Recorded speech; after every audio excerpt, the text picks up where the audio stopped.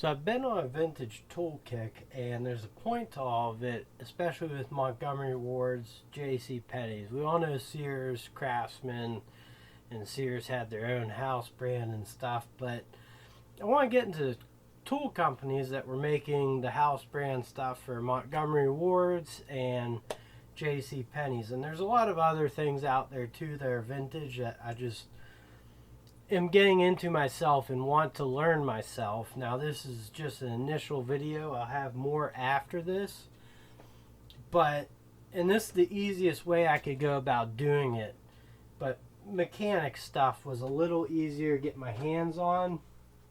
And you know, there's one thing here that I might put in my tool bag, but I just want to start off like, you know, when I was a first time homeowner. This is an HDX made in China ratchet. This is the first one I had. It's, you know, 3/8 piece of junk. Came with a 1/4 inch one. Did not get much use, as you could tell, but the 1/4 inch one skipped teeth all the time. This one actually works all right. I mean, it's not a complete piece of junk. It works, right? It has its purpose, but this was the first one I ever owned. And then I moved up to the Craftsman, and this is from the Evolve line. It actually has a nice soft grip. I over-lubed the heck out of this, but it has a nice sound to it, and it has, you know, this is forward and this is reverse. So it's a 3/8 quick release ratchet, you know, serviceable, pretty standard. But this is the one, this is like my go-to, right? So I've enjoyed this, and over the years you buy different ratchets because you gotta get their angle, and you're a homeowner and you have no clue about, you know, like, I didn't know these existed for a long time and all that, and you don't really need that stuff. So anyways, recently I have upgraded to this gear wrench 90 tooth, which I have not done anything with, but I like the slim head. You can see compared to the Craftsman, a lot thinner head, 3/8. It's got a snap ring in there, which, you know, it's kind of a nice touch. The soft grip is nice on this, but the Craftsman one's not bad either. It's pretty much the same. You know, I don't have soft hands, but I like the soft grips. But I mean, I've also, like, here's a Husky. This is a 3/8 long ratchet. I had to break a bolt loose. Now this thing has been, it's worked. It's a 3/8 ratchet. I constantly, though, when I do something with it, I got to usually tear it apart, clean it up, and get it back together, because the paws, or whatever you call them, they screw up. But it's a long-handled ratchet. It works good when it works, but it doesn't always work. But I do have their little 3/8. Came in a kit. And again, this is on, off. I kind of like when the direction's the right way. And this is serviceable also. Has a nice teeth, good teethage. Pretty thin on the head also. And I bought the Stanley 3/8 extendable drive, which actually isn't a bad little ratchet to have as a homeowner. It's a locking flex head, so you can lock it into position. You know, I lubed this up. It's same thing. The directional button is correct to what you're doing. So it's nice in that terms. And for my big 1/2 inch, I bought this. Actually, it's Tang Tools, and I think this was only 30 bucks. But I mean, I have broken some doing wheel bearing work and stuff on my vehicle. I broke some bolts loose with this, no problem. It has nice leverage. It's a nice ratchet. So anyways, that's my history of ratchets. But I bought that POWR-KRAFT toolbox, and then I used to have a Montgomery Ward garden tractor, and I never had a Montgomery Ward's around me. It was definitely around when I was young. I just didn't have one, so it made me start looking into, this is a POWR-KRAFT Ratchet 1/2-inch drive, and it's described as a Tootsie Roll handle. It's actually like a nice soft rubber.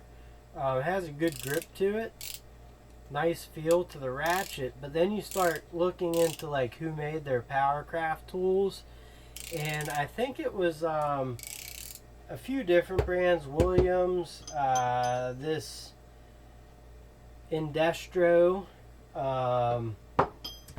and her brand might have been another one.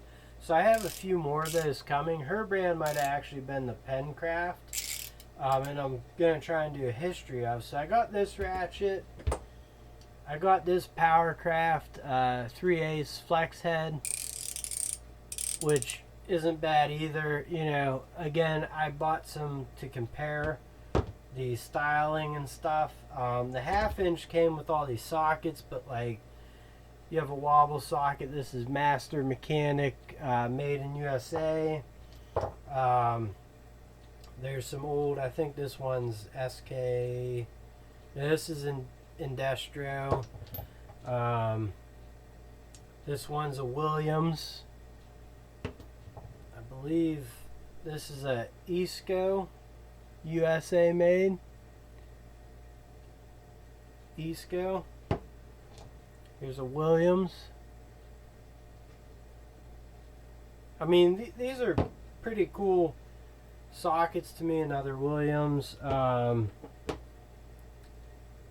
This one's a SK. You know, I'll find out the years on all these. That's what will make this interesting. This is a Bonnie. I've never heard of that.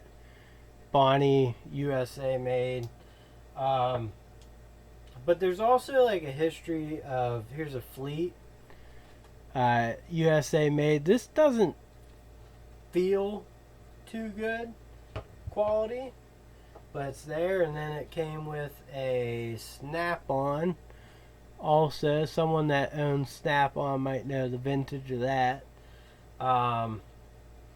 You know, might have to squirt some WD-40 down, but I thought it would be interesting to come up with, you know, when this stuff was all made. This is a Walden, has a serial number on, but extension drive.